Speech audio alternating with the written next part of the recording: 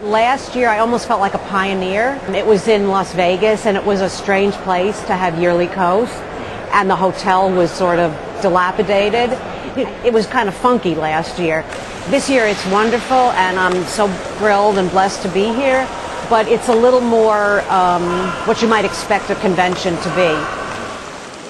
18,000 Americans die every year because they don't have health insurance. That's 6 9/11s. Last year was kind of indie, you could say. It was very, it was kind of off the cuff. This year's a little more structured.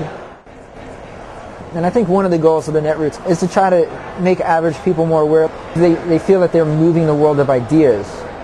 Iraq is the issue that's the headline issue. But I still think we lack a big picture philosophy of what are we all in this for. At YearlyKos this weekend, the now annual gathering of liberal bloggers and progressive activists, the world of online and the world of Washington came together. Democratic candidates up and down the party hierarchy courted the blogosphere. You have people here who were not for being bloggers. They probably live a quiet life in a small town, and they might even work a blue-collar job and whatnot. But instead, they can be political giants. And I think the politicians in Washington see that, like, hey, here are people who can act together to move things. And the presidential candidates got into the act, too.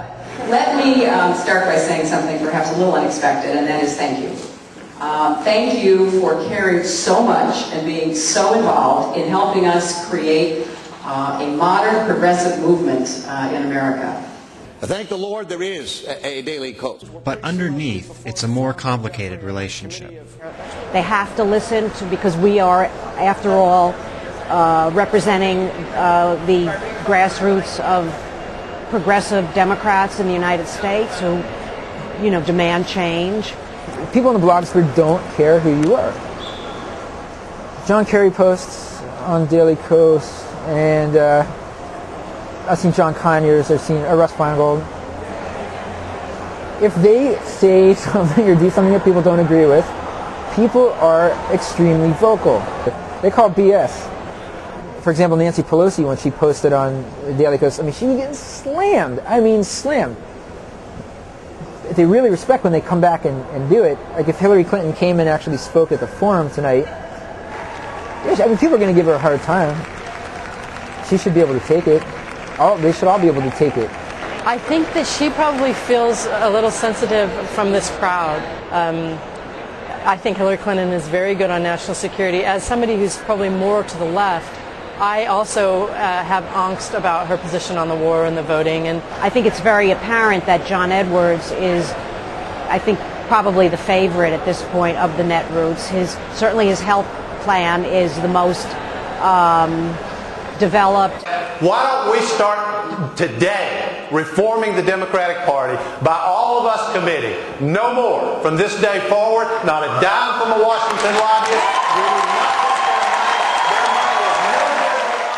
But I think when the Democratic Party selects its nominee, I am positive the Netroots will coalesce around the nominee. People here were focused on the presidential race, but they have not coalesced around a candidate as strongly as in 2004 with Howard Dean. The central thrust of the conference was in fact more on local politics, helping so-called Netroots candidates work their way up, and also preparing for the general presidential election more than the primary. The rise of YearlyKos was predicated on local races, and to this day, I'm wearing a Rick Noriega for U.S. Texas Senate, right now. Well, I'm not neutral on primaries in a lot of these Senate and House contests that are rising and starting to shape up right now. The presidential race, to me right now, is actually the least important race that's going on. In the end, it was a fascinating weekend. Even as YearlyKos has become one of the required stops on the Democratic campaign trail, it's still one of the most unique. This weekend also happened to be the birthday of Barack Obama.